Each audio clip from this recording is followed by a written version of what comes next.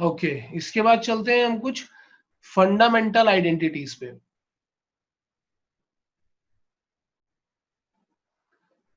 Fundamental identities of log, ये होती क्या क्या है? तो फंडामेंटल आइडेंटिटीज हम पहले देख लेते हैं यार। First one is log of a base a is always 1. Second one is log of 1 base a is always 0.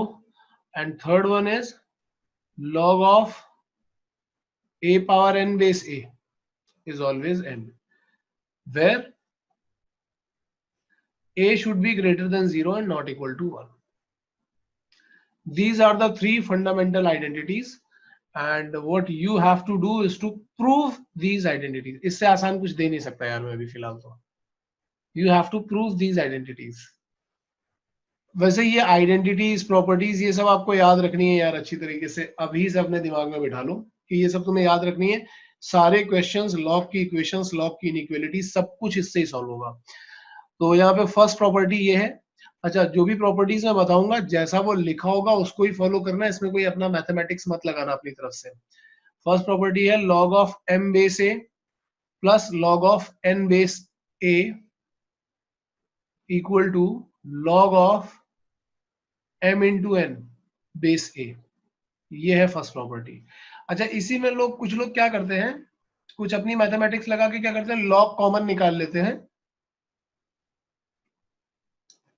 और इसको लिख देते हैं log of m plus n base a। और ये कंप्लीटली रॉन्ग है, ये हमें कभी नहीं लिखना है, इसीलिए मैंने लिख करके क्रॉस कर दिया। लॉग एक फंक्शन है, कोई कोफिशिएंट नहीं है कि हम उसको कॉमन निकाल लेंगे, ठीक है। तो ऐसा कभी मत करना, ये होता है एक्चुअल रूल इसका। और इसका हम जनरलाइज भी कर सकते हैं, एक रिजल्ट लिख सकते हैं जनरलाइज करके कि अगर सपोज हमारे पास बहुत सारे ऐसे नंबर लिखे हो जिनका बेस सेम है, लॉग में ऐसे काफी सारे नंबर लिखे हैं, log of x1 base A, log of x2 base A plus log of x3 base a and so on, log of xn base a। तो हम क्या करेंगे, ये सारे नंबर्स को मल्टीप्लाई कर देते हैं, that means x1 x2 x3 and so on xn, ऐसा कर देते हैं, ठीक है।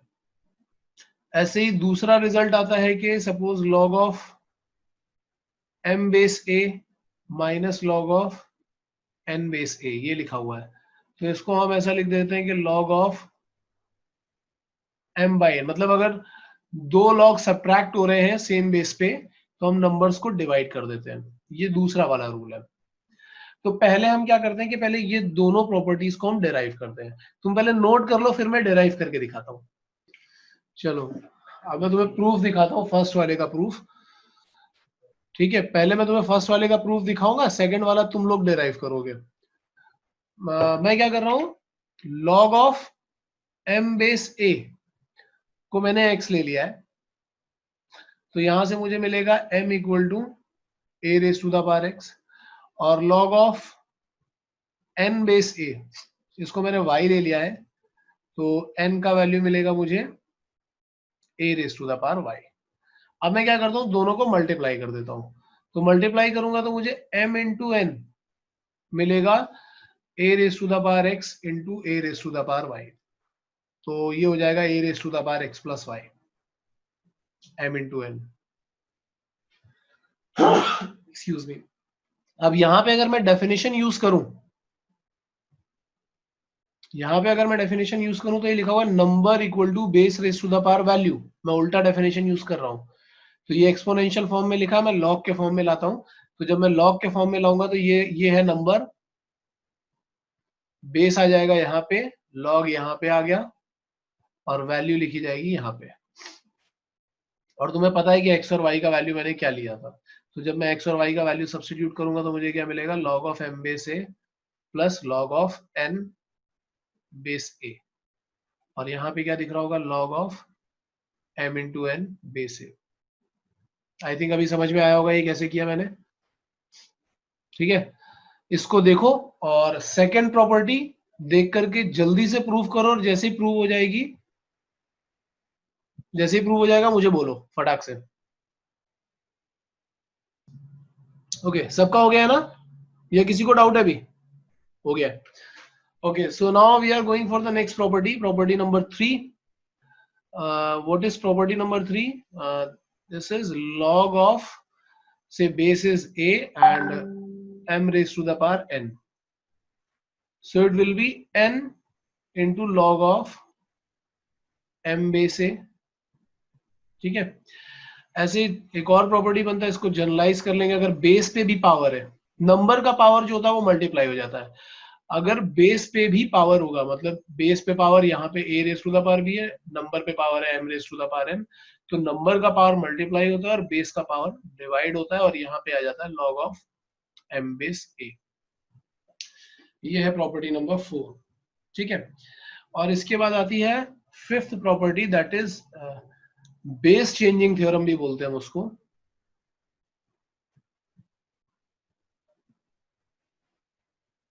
Base changing theorem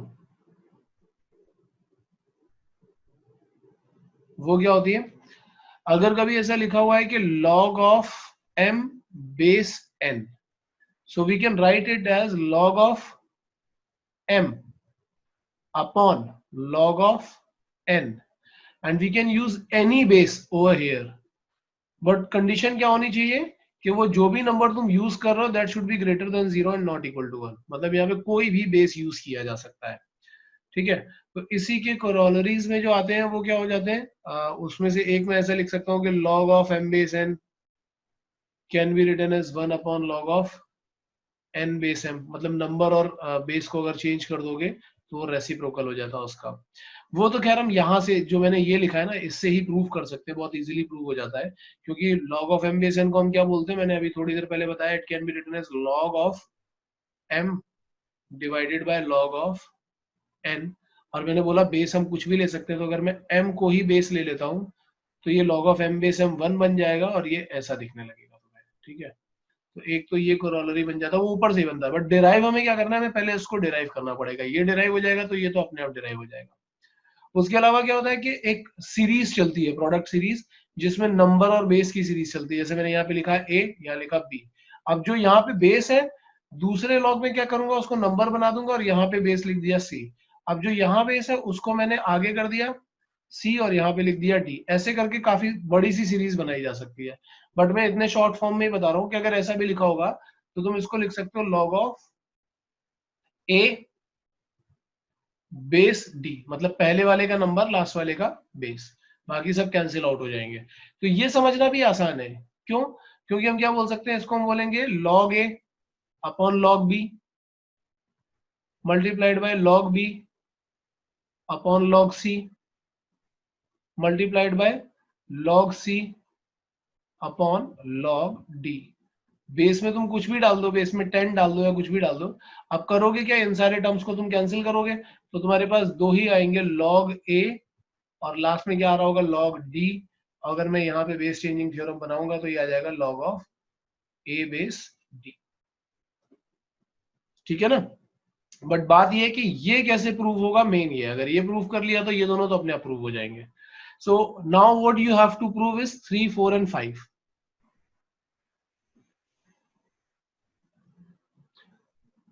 third property लिखी हुई है यार, एक सेकंड में जरा ठीक से बैठ जाता हूँ. थर्ड प्रॉपर्टी को मैंने क्या लिखा था, log ऑफ, यहाँ पे है बेस a, इधर है नंबर के ऊपर एक पावर लिखा हुआ है, मैं इसको कुछ x अज्यूम कर लेता हूँ, and by using the definition मैं क्या बोलूंगा कि number equal to base raise to the power value, ये आ जाएगा. Now I am taking nth root, now I am taking nth root. तो nth रूट का मतलब क्या हुआ, यहाँ पे लिखा हुआ है m पावर n, मैं बोल रहा हूँ होल पावर 1/n करना है और दोनों साइड पे ही करना है. तो यहाँ पे हो जाएगा a power x whole power 1/n. तो यहाँ से मुझे मिलेगा, जब देखेंगे पावर्स मल्टीप्लाई करके, तो ये तो m मिल जाएगा because n into 1/n is 1.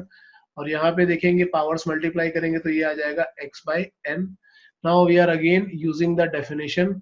पहले हम लोगों ने log से इसको एक्सपोनेंशियल में कन्वर्ट किया था, अब एक्सपोनेंशियल से log में कन्वर्ट करेंगे. So this is the number, a is the base and this is the log, and value क्या हो जाएगी, जो भी पावर में था वो वैल्यू हो जाएगा. So we can write it as x can be written as n into log of m base a, है ना? और x हमने क्या कंसीडर किया था, इसको कंसीडर किया था, तो it is log of m base a. Similarly अगर हम लोग फोर्थ प्रॉपर्टी प्रूफ करेंगे तो वो भी हम ऐसे ही कर रहे होंगे. उसमें हम क्या करेंगे, यहाँ पे लिखा होगा log of a power b, यहाँ पे लिखा होगा m पावर n, और मैं इसको कंसीडर करूंगा x, and then by using definition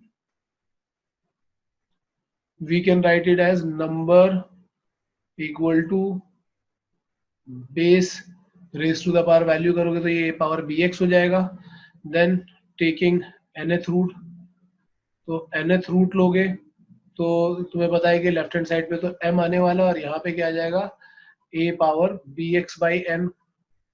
then by definition, again by using definition, so हमें क्या मिलेगा, यहाँ पे मिलेगा log of m base a equal to bx by n. so x का वैल्यू हमें क्या मिल रहा होगा, n by b log of m base a. यार इसमें किसी को कोई डाउट हो तो मुझे पूछते जाना है, क्योंकि थोड़े डिफिकल्ट प्रॉपर्टीज है और सोचना थोड़ा मुश्किल होता है, क्योंकि तुम लोग पावर आवर वाले और इंडाइसेस वाले चीजें पता नहीं तुमने 8th में पढ़ी थी या 9th में पढ़ी थी, आई डोंट नो, तो वो रिकॉल करना थोड़ा सा मुश्किल होता है. तो अगर तुम्हें अभी कहीं पे भी डाउट आ रहा हो तो मुझे पूछ लेना, और अगर नहीं आ रहा हो तो बहुत अच्छी बात है, क्योंकि समझ में आ गया तो बेस्ट है. हम लोग को प्रॉपर्टीज यूज करनी है. डेरिवेशन जनरली कहीं नहीं पूछा जाता है जनरली, लेकिन मैं डेरिवेशन इसलिए बताता हूँ क्योंकि एक बार डेरिवेशन पता चल जाए तो फॉर्मूला लर्न करने में ज्यादा प्रॉब्लम नहीं आती है.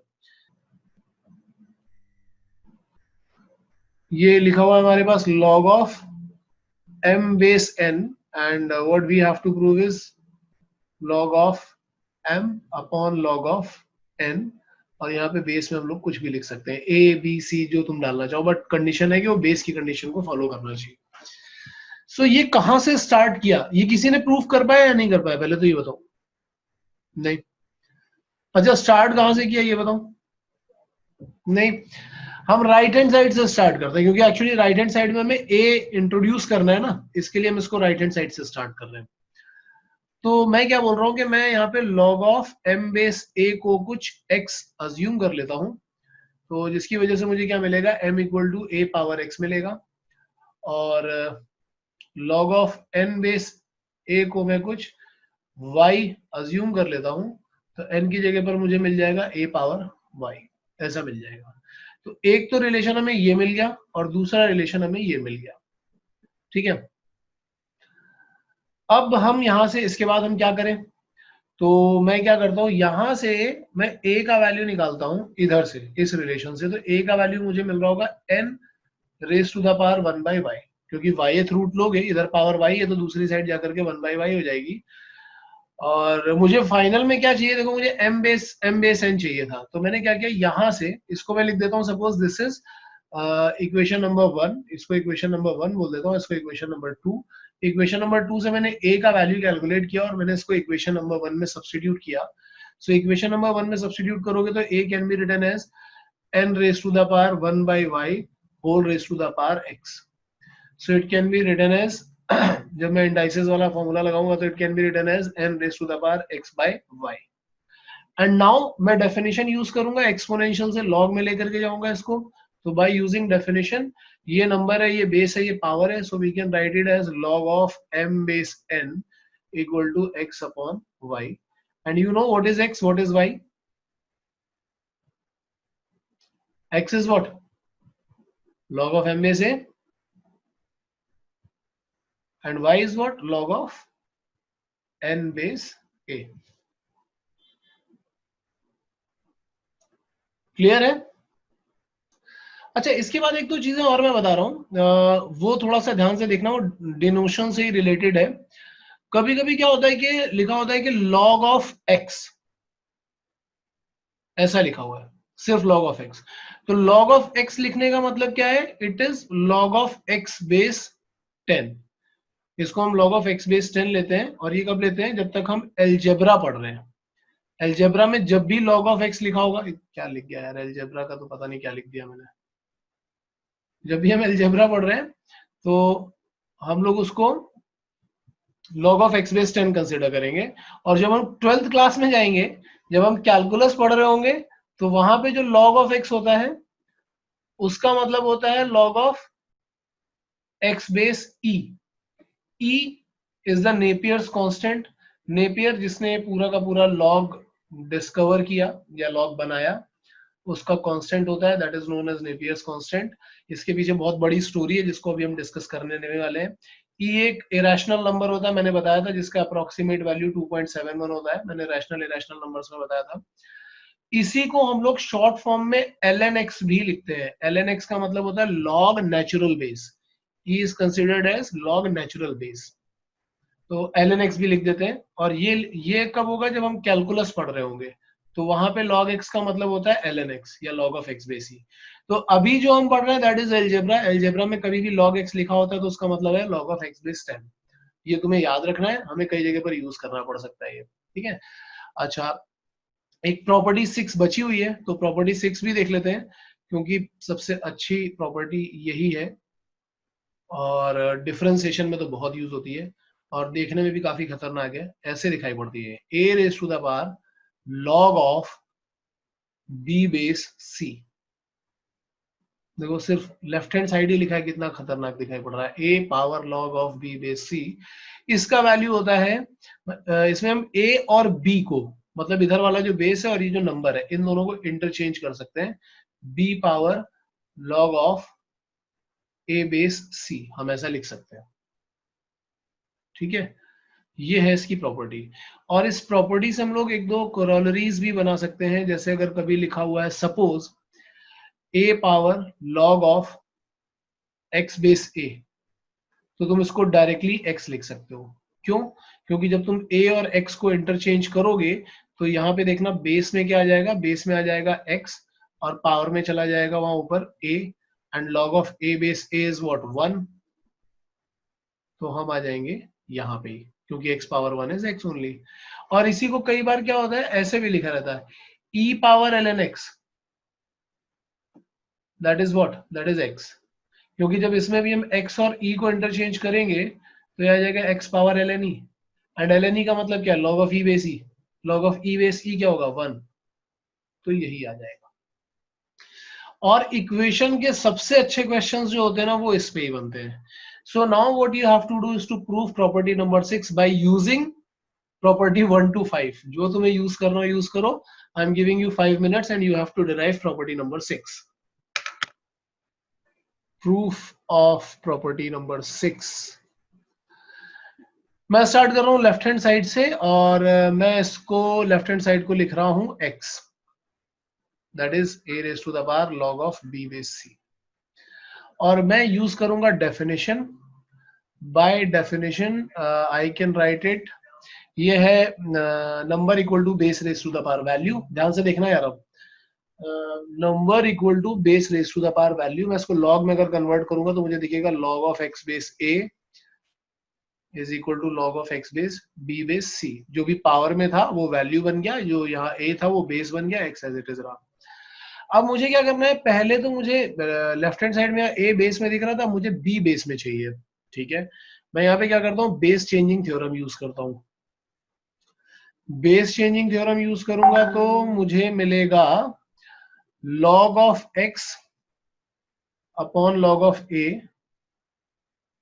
और यहां पे मिलेगा log of b upon log of c।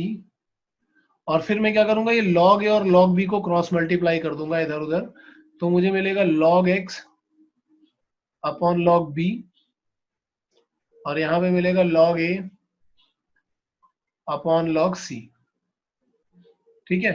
फिर से मैं बेस चेंजिंग थ्योरम यूज करूंगा, तो यहाँ पे ये बन जाएगा log of x base b,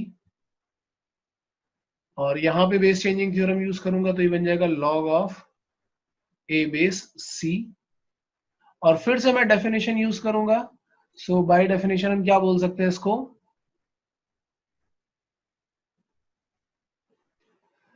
number that means x can be written as base that means b raised to the power value that is log of a base c. This is the right hand side.